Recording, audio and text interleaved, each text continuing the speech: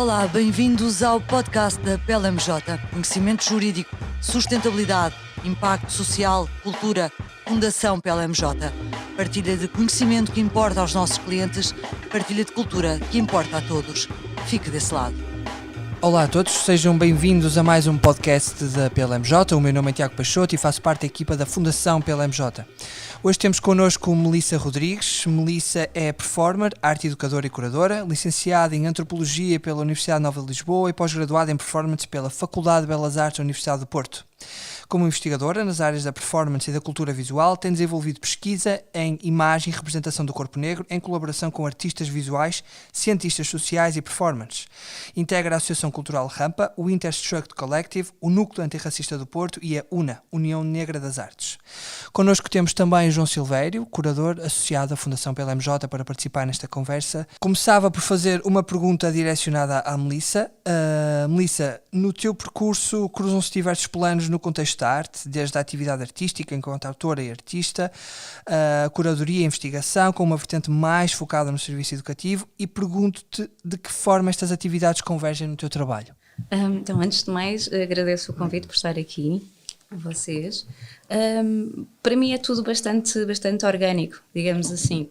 Não vejo a distinção entre essas diferentes áreas, porque estou bastante confortável em trabalhar. Estou bastante confortável em trabalhar em todas estas áreas, e para mim elas estão todas interligadas, porque estão todas relacionadas com pensamento, não é? Ou seja, e o fazer pensar para mim é muito importante, seja como arte educadora, no âmbito de serviços educativos ou projetos educativos, formais ou não formais, seja no pensamento mais da minha prática artística como artista, mas também da minha prática artística como agora iniciando-me nesta área da curadoria, ou daquilo que talvez seja, que ainda não se fala muito em Portugal, mas talvez seja esta curadora educadora, não é? Que já se fala lá fora. Tem alguma tradição lá fora, principalmente nos países anglo-saxónicos, já com alguns anos, sim. E aqui não. Pois, foi um pouco, sem te querer interromper, foi um pouco pensando nisso que, ou seja, esta pergunta parece estar toda desmontada, e porque é que de repente se monta na pessoa essas atividades, e a questão do curador educador é fundamental. Sim, para mim acaba por ser uma continuidade daquilo que já fazia, não é? Primeiro a trabalhar como educadora, em projetos artísticos vários, desde projetos em escolas primárias na periferia de Lisboa, em 2006, 2007, 2008.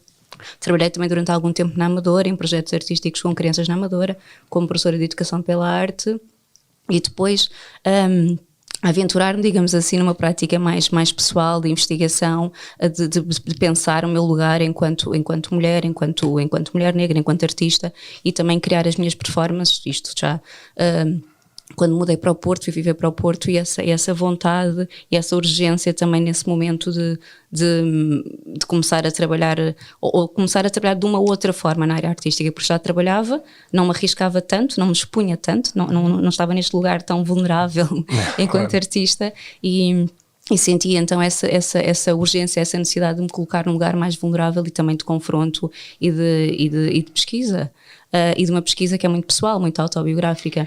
De que forma é que essa vulnerabilidade é sentida por ti?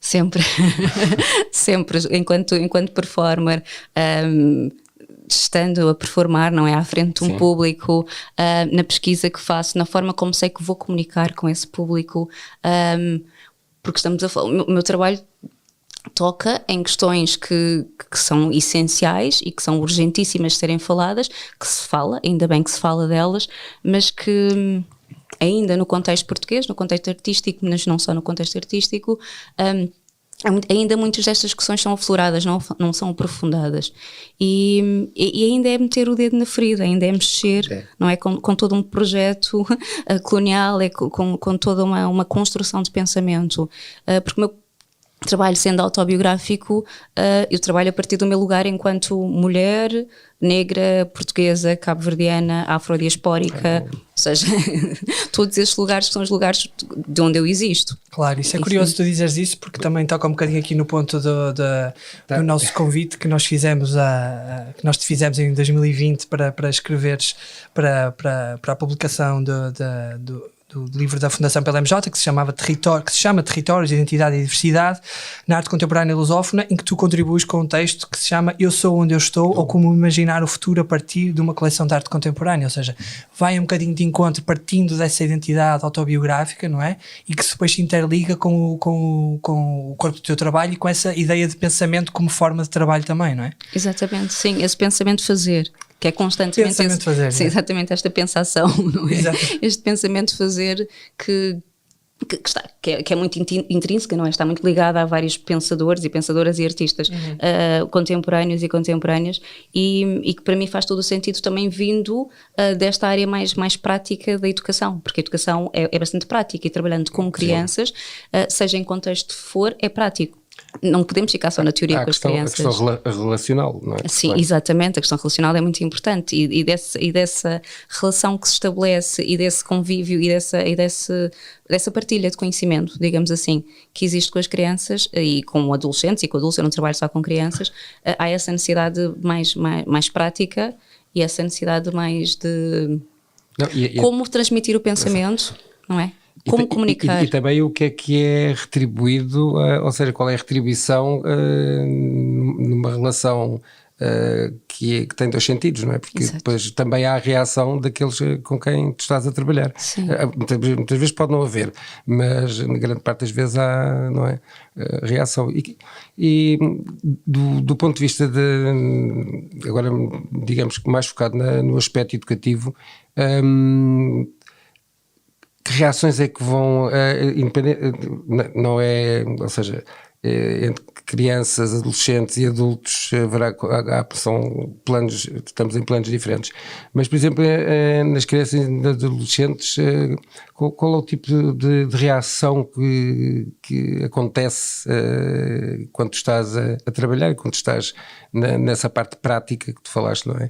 Portanto, a dar-lhes por um lado conhecimento, por outro lado inclusive pode haver até uma esfera de afetos envolvida, não é? Exato, há sempre, sim. Nem que seja uma atividade de 1 hora, há essa esfera dos afetos, porque só criando esse espaço de uma certa confiança, não é? Esse espaço de conforto, esse espaço dos afetos, é que conseguimos com que elas nos escutem, e a comunicação é escuta acima de tudo. E então nessa relação da partilha eu partilho o meu conhecimento, e elas partilham muito do que trazem com elas. Muitas vezes também não nos lembramos dessa parte. Elas partilham muito do que trazem. A minha experiência é bastante boa, digamos assim, é muito boa, é muito positiva, é mesmo muito favorável, porque estão muito abertas e disponíveis a ouvir. Também porque se desde o início que cria-se esse espaço de escuta, esse espaço de audição, esse espaço do aquilo que tu tens para dizer é tão importante como aquilo que eu tenho para dizer, e aquilo que outra pessoa qualquer tem para dizer é tão importante do que aquilo que nós temos para dizer, então estamos a criar um espaço em que toda a gente pode falar. De reciprocidade e de igualdade. Exatamente, de igualdade, em que toda a gente pode falar, mas toda a gente tem que escutar também. Que muitas vezes não gostamos de falar, mas não escutamos. Pronto, então criando esse espaço, seja numa atividade de 1 hora, 50 minutos, 2 horas, se pudesse, não é? Obviamente o importante, não é o importante, o muito interessante são as atividades duracionais. É muito importante quando se tem essa possibilidade, que nem sempre acontece no âmbito do serviço educativo de um museu ou de uma escola, de poder ter este contínuo com este grupo, com um grupo de crianças, de trabalhar com um grupo.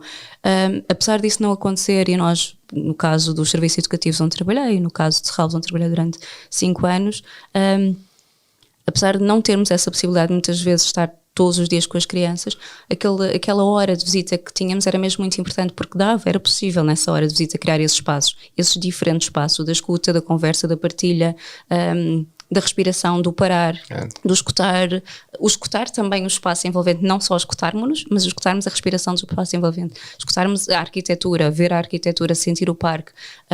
Isto tudo é possível e ao mesmo tempo é possível também conversar e é possível pensarmos o mundo a partir das obras de arte que existem no museu. E há uma ideia de performatividade, não de performance, mas de performatividade nisto, na forma como estás a apresentar. Exato. As minhas visitas eram sempre bastante performativas. Então aí também saltámos um bocadinho para o teu corpo de trabalho, não é? Sim, dentro daquilo que é a performance. Sim. Para mim está tudo ligado, como eu estava a dizer no início, eu não faço a distinção entre uma coisa e outra. Ou seja, quando estou a trabalhar no serviço educativo, as questões que eu tenho enquanto questões políticas que eu levo, não é? As questões políticas que eu levo, várias questões que me atravessam enquanto pessoa, enquanto ser humano, vão estar também nessas visitas, vão estar também nesses espaços. Eu vou partilhá-las também com essas crianças. Claro. Pronto. Há também essa discussão. Não é? Se estamos a falar de arte contemporânea, estamos a falar do mundo contemporâneo em que nós vivemos. Claro. Então essas questões são todas muito importantes e é importante discutir estas questões com as crianças. Claro. E se as obras falam disso, as obras de artes que lá estão expostas falam disso, porque é que nós não veremos falar disso? Porque também as crianças estão abertas a isso e estão disponíveis a isso. Claro, há sempre esta ideia um bocadinho, claro, desta ideia de que o serviço educativo também é direcionado por gerações, não é? E que há certas temáticas que podem não ser direcionadas ou canalizadas. Todas as temáticas podem ser para qualquer público. Temos é saber como falar, como abordar. Claro. Não é? E nesse caso não é pedagogia. Claro, e daí essa ligação também um bocadinho ao teu corpo de trabalho e que tu falavas um bocadinho que é uma constante no teu percurso, não é? Ou seja, que estão todos interligados e de alguma forma imagino que seja uma influência mútua, ou seja, o teu trabalho no serviço educativo, performático também, como dizia o João agora também de uma certa forma, que depois atravessa e que se vai refletir também no teu corpo de trabalho enquanto artista, enquanto investigadora, enquanto curadora, em que procuras um bocadinho interligar todas essas áreas, ou seja, uma coisa mais homogénea, em que se reflete depois e que se cria um corpo de trabalho único, se é que se pode dizer assim. Ou seja, é uma pergunta se calhar um bocado redundante, mas que de alguma forma estou a tentar traduzir que se de facto todas estas áreas em que o teu trabalho se reflete estão ligadas. Sim. E em que tu procuras no trabalho curatorial buscar as mesmas respostas que crias ou que procuras ou que investigas num trabalho de serviço educativo, por exemplo. Exato, sim. Talvez às vezes as mesmas respostas, muitas vezes as mesmas perguntas. Não é? Exato. Sim, e esse corpo único, talvez um corpo único não é fechado, um corpo único que é aberto. Exatamente. Gosto desta ideia de abertura e de possibilidades. Gosto muito de pensar possibilidades. E o trabalho relaciona-se, está todo relacionado. Não faço distinções entre aquilo que é mais relevante ou menos relevante. Por vezes há coisas que tornam mais visíveis ou menos visíveis, mais diretas ou menos diretas. Mas neste momento estou mais afastada, digamos assim, no sentido prático do trabalho enquanto arte educadora, no serviço educativo, porque não estou a trabalhar num serviço educativo, mas todas as outras atividades que desenvolvo estão relacionadas de certa forma. Tenho andado mais preocupada, digamos assim, a pensar o mundo de outras formas e a curadoria tem sido muito importante para mim nesse sentido, tem sido um campo de possibilidades, lá está, bastante aberta, bastante de encontros, que tem possibilitado muitas coisas que para mim relacionam-se com o meu pensamento e com a minha prática também enquanto arte educadora. Então, antes talvez da pergunta que tínhamos aqui na nossa sebenta, digamos assim, o que é para ti a curadoria na forma como tu a desenvolves e com os artistas com quem trabalhas? Ainda estou a explorar. Está bem? Ainda estou a explorar, ainda estou a perceber. Ainda é algo bastante recente, ainda estou a perceber. Mas para mim tem a ver com o olhar para no caso da curadoria que eu tenho desenvolvido é no Porto, não é? Num contexto específico, e olhar para o contexto artístico do Porto e perceber aquilo que está a falhar, aquilo que está a faltar. Para mim tem sido um pouco assim. Tem sido... o que é que não há? E o que é que está a falhar e o que é que não há? Tanta coisa que não há e tanta coisa que está a falhar. E então voltamos ao início, não é? E voltamos àquela história que há bocado estamos a falar de eu existir no meu lugar enquanto mulher negra, afrodiaspórica, portuguesa, não é? Imigrante. E não ser do Porto, ter crescido em Lisboa e depois ter ido viver para o Porto, estar num mundo artístico, não é? Estar no contexto artístico do Porto e perceber que o Porto é uma cidade bastante dinâmica, com muita ebulição artística, há muita coisa a acontecer, muita coisa que sempre aconteceu em circuitos mais independentes e neste momento está a ressurgir. O Porto tem uma tradição que já vem do princípio do século XX, de associação e de agregação inclusive de diferentes áreas para projetos literários, inclusive, e tudo mais. Aliás, uma ideia de tertúlia que não será bem a ideia de tertúlia que temos em Lisboa. Há diferenças entre Lisboa e o Porto, como há entre todas as cidades e zonas de diversos países e territórios. E é nessa área. Eu há pouco tinha aqui anotado tínhamos anotado aqui uma questão que é, que vem um pouco a ter a conversa que tu estavas a desenvolver, que é, da tua perspectiva, há diferentes formas e reflexões sobre aquilo que eu chamaria aqui a transição colonial, ou seja, desde o período colonial à descolonização que nós passamos, que ainda é relativamente recente, do que eu me recordo, sendo mais jovem não tens essa memória, mas temos, por exemplo, a questão do Brasil, que me recua bastante mais do tempo, como é que tu olhas para a produção artística de artistas afrodescendentes ou africanos ou não africanos, porque felizmente estas questões têm vindo a ser abordadas, eu diria, globalmente. Sim. Como é que tu olhas para as diferentes perspectivas? Nós estamos a falar de nenhum artista em particular, nenhum homem em particular, mas como é que tu olhas a partir das diversas condições que tu enunciaste biograficamente para o contexto contemporâneo hoje em dia sobre... Sim, e que faz a ligação com a pergunta anterior, não é? Eu senti essa necessidade e esse ato, esse espaço que existe no Porto Há artistas que estão a viver no Porto, há muitos artistas brasileiros e brasileiras jovens com um trabalho muito interessante estão a viver no Porto ou que estão em passagem pelo Porto a apresentar performances e a apresentar outros trabalhos, também eles bastante interessantes e acutilantes e que nos fazem pensar de forma que Portugal não está habituado e o contexto artístico não está habituado e poder trabalhar agora na área da curadoria também faz-me ter essa possibilidade de estar em comunicação com essas pessoas e de poder apresentar o trabalho dessas pessoas que é essencial de ser visto e de ser apresentado neste momento, e muitas vezes essas pessoas continuam à margem da margem. Pronto. E para mim é importante à margem da margem, e para mim é importante trabalhar a partir dessas margens que muitas vezes também não querem ser centro, não é? Querem continuar a ser margem, ou seja, criar os seus próprios espaços. E os seus próprios circuitos. Exatamente, pronto. E então há momentos em que é possível e que se quer que essas margens das margens possam estar mais perto do centro, e há outros momentos que não. Cria-se os circuitos, os espaços. Então no Porto temos trabalhado um pouco assim, não só eu, outras pessoas também, temos trabalhado um pouco assim. Por vezes apresentamos trabalhos destes e destas artistas em lugares um pouco mais... dentro do circuito, digamos assim, independente, mas mais dentro do circuito, e outras vezes ainda em espaços mais marginais, então, e também está-se a criar espaços marginais no Porto. Dando continuidade depois à tua pergunta, eu inscrevo-me de certa forma também nesses artistas e nessas artistas afrodescendentes, africanos, que a nível global e não só também, temos trabalhos de artistas da América do Sul e Central que são incríveis, mesmo eu e o Tiago estamos a falar sobre uma artista que tem um trabalho muitíssimo interessante e bastante político, um trabalho político que para mim, enquanto artista, olhando para o trabalho dela enquanto artista contemporânea, acho que é dos artistas que têm assim um trabalho mais interessante no contexto internacional, que é Daniela Ortiz. Sim. E portanto eu estando neste lugar onde também me inscrevo, não é?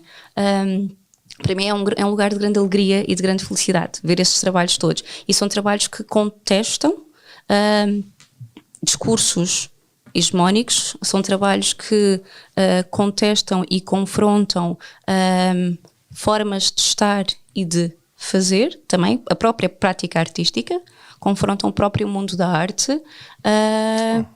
Claro, são críticos no... São bastante, são bastante. E é também importante ver que são trabalhos, muitos de nós e muitas vivemos na Europa, não é? Estamos aqui a falar de pessoas que vivemos na Europa e muitos outros e outras não vivem na Europa, mas a partir deste lugar, não é? A partir de ser este corpo afrodiaspórico numa Europa com tantas camadas e com um passado tão difícil de lidar, em vários aspectos, estar também aqui é estar neste lugar de confronto, claro. Não é? Isso é curioso tu falares nisso, porque remete-me também um bocadinho para a última conversa que nós tivemos aqui no podcast da Fundação com o António Pinto Ribeiro, e que falávamos do conceito dos afropolitanos da Thaís Selassie, em que se falava um bocadinho desta ideia do afrodescendente com esta mesclagem já urbana, ou seja, destas pessoas que já vivem aqui na Europa, e remeteu-me um bocadinho para essa ideia do afropolitano. E agora também te queria perguntar relativamente a essa ideia da margem, de trazer estes artistas um bocadinho para o centro, para o circuito, como estavas a dizer, e se de alguma forma, para além de os trazeres como curadora e de dares a ver esse trabalho somos deles, nós, sim, eu não faço sozinha. Sim, todos, claro. São várias pessoas. E se de alguma forma, para além dessa visibilidade que se dá aos artistas, também se dá a conhecer essas margens de que falavas, e que é muito importante se calhar vê-las a partir de diferentes perspectivas, seja do centro ou a partir da margem, mas dá-las a conhecer como circuitos alternativos e que são altamente relevantes também. São altamente relevantes. Muitas vezes esses circuitos querem manter-se assim. Claro. Querem manter-se como estão. No caso do Porto, existem e estão a ser consolidados com outros espaços novos que estão a ser criados, não é?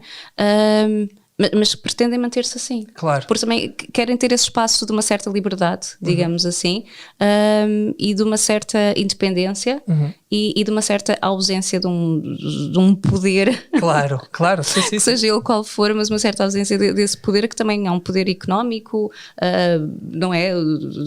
Claro. Mais da esfera, não é?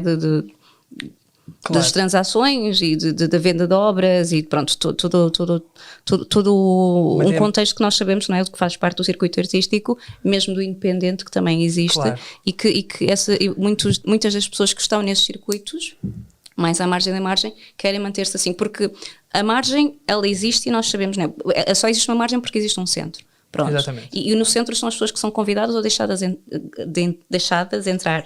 Ou seja, o centro é para alguns corpos, é para alguns artistas, não é? Pronto. E depois tudo o que não entra nesse centro ou que não pode entrar nesse centro cria as suas próprias margens, ou fica à margem porque não pode. Pronto. E depois há a margem da margem, que é muitas vezes o lugar é um outro centro, digamos assim. Porque também esta ideia do centro, eu acho que também tem que ser desconstruída, mas eu vejo muito isso. Tem que ser fragmentada. Eu prefiro a ideia no contexto em que vivemos hoje em dia, de epicentro, mais talvez do que... Claro que os centros, quando se falava de Porto, de Lisboa... Há outras atividades que se vão desenvolvendo no território, noutros pequenos centros, que são, ou seja, estão em ligação ou não, muitas vezes, com estas duas cidades que são centrais em Portugal, mas não só porque há mais centros de arte agora que vão sendo construídos e com programações muitas vezes, digamos que variáveis, mais difíceis de ter continuidade, mas há também, eu acho que o maior número de artistas que, mesmo no Porto como centro, nas margens do Porto, na margem da margem do Porto, digamos que no extremo da periferia do Porto ou de Lisboa, há também outros epicentros. A ideia de epicentro me faz mais sentido. Claro. No território nacional, quando eu falo como temos a experiência que foi sendo construída nos Açores, por exemplo, com o Walk and Talk ao longo de uma década, e todas essas manifestações, uma década depois, começam a ter, digamos que não é apenas uma outra visibilidade, mas uma outra maturidade, mas também ainda uma capacidade de arriscar mais, que é isso que se torna interessante. Ou seja, institui-se de certa forma, mas institui-se enquanto projeto de risco, de arriscar mais, de ir mais longe, de trazer questões que estão a ser trazidas para a discussão pública através de projetos artísticos, muitos também performativos.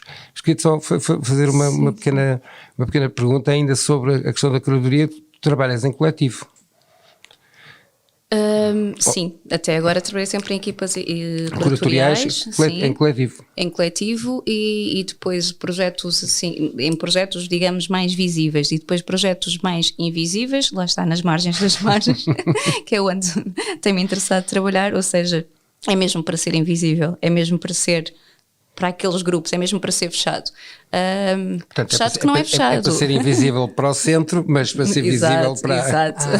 Ok, eu estava aqui a perceber se que uma linha de pensamento um bocado distinta, que era se calhar essa linha curatorial também era para mostrar ao centro que estas margens e estes circuitos... Depende dos lugares em que se quer ocupar. Ok. Não é? Por vezes quero ocupar o lugar do centro e quando estou no lugar do centro, quando estou a ocupar esses lugares, posso e quero trazer artistas que estão nas margens e que também querem estar no centro e mostrar os seus trabalhos no centro. Muitas vezes essas outras pessoas, esses artistas não têm qualquer interesse em trabalhar com esses centros. Querem continuar nas margens e querem trabalhar com a periferia, sejam elas que periferias forem. Então esta ideia de continuar... Isso é uma questão de atitude política, de determinação. Exato. Ok. Sim, é mesmo uma opção. Claro. É mesmo uma opção. Não é só ou seja, por isso é que eu estava a fazer esta distinção entre este centro e depois esta primeira margem, que é os que não podem, é os que ficam à porta, os que não podem, os que só de vez em quando são chamados, só de vez em quando é que se puxa, dá-lhes a mão e alguém abre o portão. Isso dava uma outra conversa com uma discussão conversa, bastante acesa. E os outros que estão mesmo na margem, que constroem as suas margens, constroem os seus lugares periféricos e querem manter-se nestes lugares periféricos. Claro. E a partir daí constroem toda uma outra forma de estar e de pensar e de fazer arte. Mas acho que é um trabalho altamente relevante da tua parte também dar essa visibilidade a esses circuitos e a essas margens das margens, porque assim de facto as pessoas que estão no centro de facto percebem que esses circuitos, independentemente se eles se querem manter autónomos ou não, que eles existem, que eles estão ali, que estão a ser mostrados por uma equipa curatorial, por ti e por todos. E isso leva-nos agora também aqui nesta questão do que estávamos a falar do panorama do Porto de Lisboa, de uma questão que nós tínhamos aqui também. Há mais países. Há mais países, é verdade. Mas a partir desta ideia que nós estávamos a falar, deste Porto de Lisboa e depois também das suas ramificações, obviamente, de como é que tu vês em Portugal a integração e a interação em coleções e no panorama expositivo institucional dos artistas que trabalham sobre o ativismo antirracista e de género.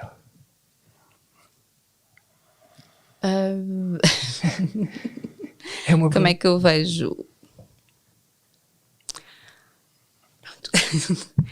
Eu acho que se os artistas querem fazer parte destes circuitos, não é? Enquanto tendo uma prática antirracista ou uma prática feminista, ou seja, uma prática ativista, se querem fazer parte destes circuitos sendo uma prática ativista, ainda bem, é louvável porque são artistas que trazem no seu trabalho, que carregam no seu trabalho toda uma dimensão de pensamento e toda uma dimensão de transformação, não é? De mudança.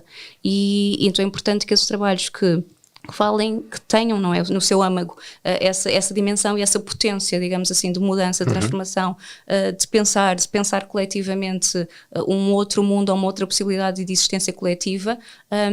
É importante que façam parte, não é, dessas coleções e façam parte da discussão e façam parte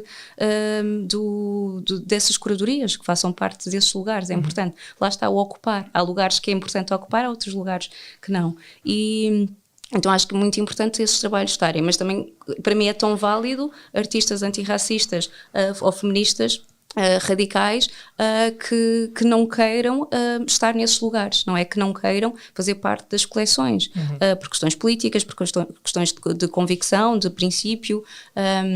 Também é muito válido teres um lugar à mesa, como é muito válido construir a tua própria mesa. Claro. Então eu fico feliz e tu vês, por perceber... tu vês isso refletido na programação das instituições ou nas coleções, vês mais refletido agora, sim. Uma abertura maior a essas práticas artísticas?